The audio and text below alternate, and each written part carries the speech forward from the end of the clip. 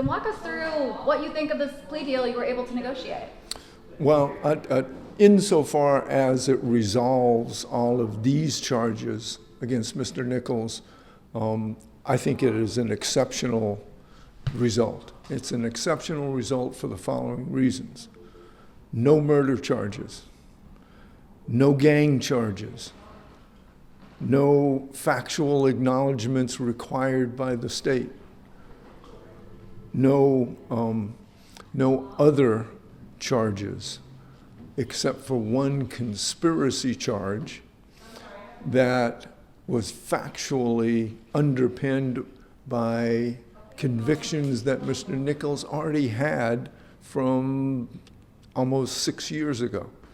So that result, I think, is an excellent result for him and resolves all of these cases. You know, the RICO charge in this case was a RICO conspiracy.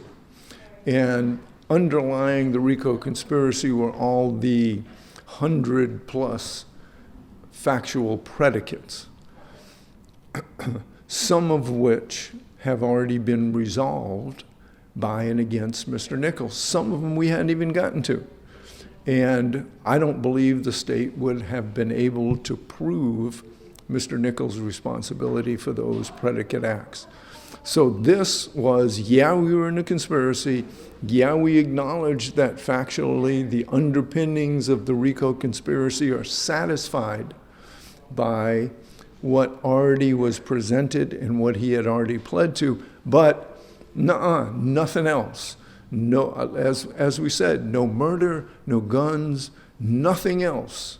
No gang charges. Listen, there is no gang charge. He did not acknowledge being in a gang, being responsible for being in a gang, committing any kind of violent act on behalf of any gang. Yes, I was in a overall conspiracy.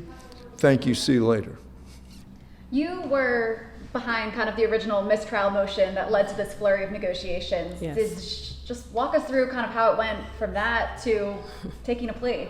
Well, the state made several, errors in the case into which we had to ask for a mistrial. So we were satisfied that the judge, she heard us and our motion and asking for a mistrial, and that, errors cannot be repeatedly occur in front of the jury and inadmissible evidence being heard by the jury. And so we're glad that the judge, heard our motion and said, do you want a mistrial, and will you take a mistrial without prejudice? And, and then we went into negotiation, and we're pleased with the outcome of our negotiation. How relieved are you after, being part of Georgia's longest trial that, your portion of this at least is over? Well, now we can wear B suits and A suits. No.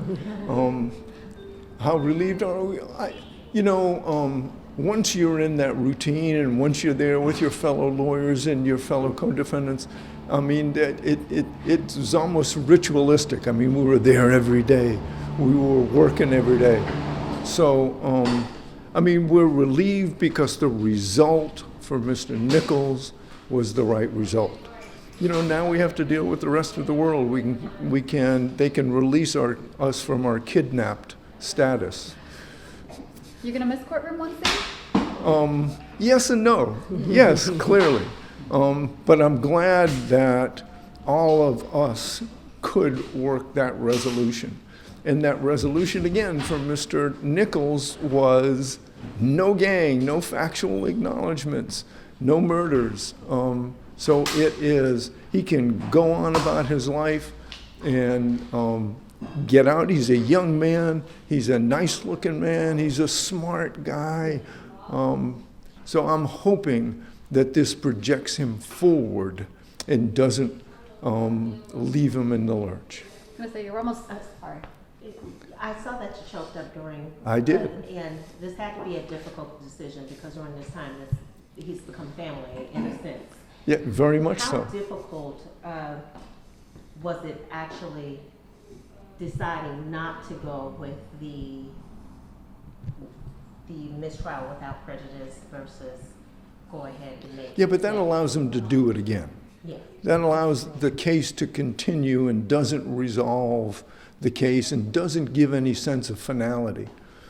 Without the factual acknowledgments, without agreeing to the state's factual contentions, this ends the case. I mean, it's over.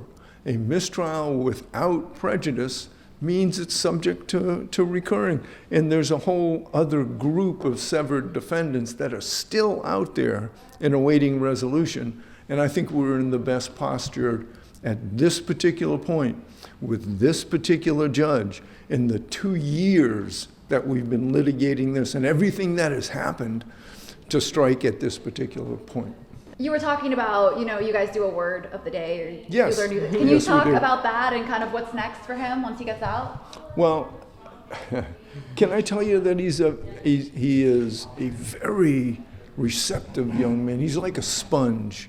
He doesn't have a formal education. He doesn't have a consolidated family upbringing. But he's very curious and he's very smart.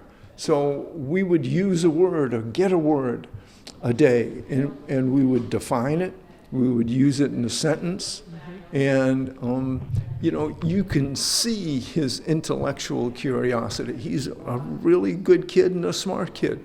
And I want him, truly.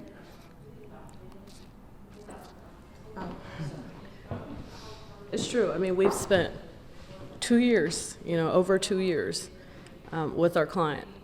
And like Attorney Harvey was saying, he's intelligent and he's so much more than unfortunately what comes out during a trial process.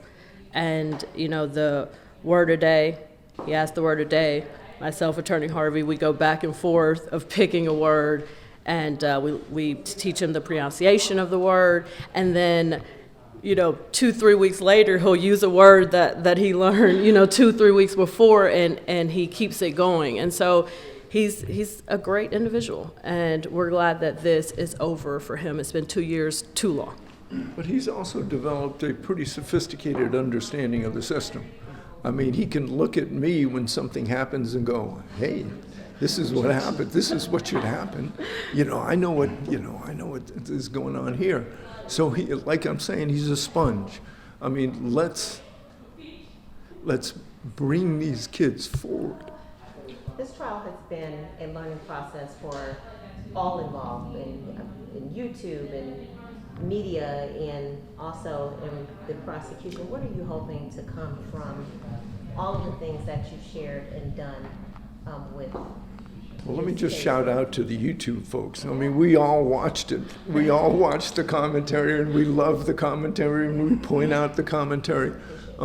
So we've had a good time seeing the reaction to what has happened in the courtroom. And, people have an idea of what happens in court, that it's always, inflammatory, it's flamboyant, it's this, and something always interesting has happened, except for the days and days we have with phone records. And so somebody up there saying, well, this is the phone number that's associated with, Miss Johnson. And really, what was the name of that? What's the address? And let's write that down. I mean, it's just drudgery. It is, section after section after section.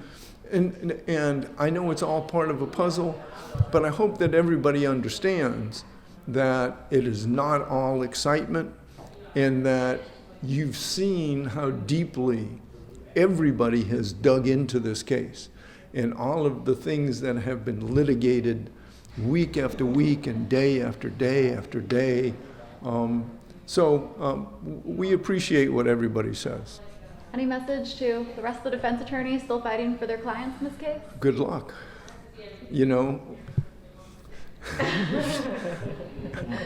you think this plea is going to affect any of the rest of the case moving forward? Well, something, I think we were lucky.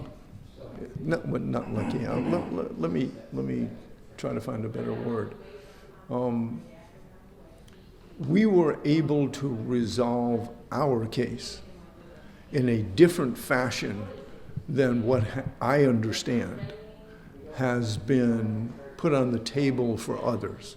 When I say we resolved it to a single count, we resolved it without those other acts, we resolved it without any factual acknowledgments. If you have been following this closely, every other person in this case who has pled has signed a plea agreement with factual acknowledgments. YSL, I'm a member, it's a gang, I did this, I would do this on behalf of the gang, and I did this, and I agree that that's what the situation is.